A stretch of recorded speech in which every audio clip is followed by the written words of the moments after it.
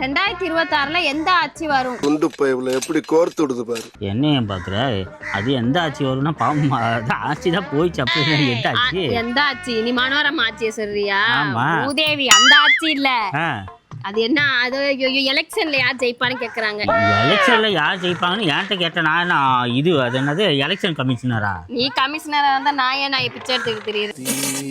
TVK வருமா, DMK வருமா, ஏடிஎம்கே வருமா, சீமான எல்லா கட்சி நிறைய கட்சி இருக்கு. எந்த கட்சியா வரும்?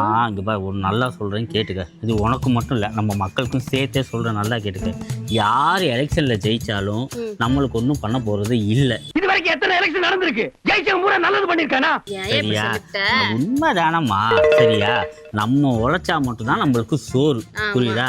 யார் வந்தான்னா வராட்டினா நம்ம கடமையை செஞ்சுட்டு நம்ம பாட்டுக்கு போயிட்டு இருப்போம். ஆனா ஒருத்தர் வர வாய்ப்பு இருக்கு. அது ஆண்டவன் கையிலயும் மக்கள் கையிலயும் தான் இருக்கு. பார்க்கலாம் அவர் என்ன செய்ய போறாருன்னு. சரியா? உழைச்சா மட்டும் தானே சோறு. ஆமா.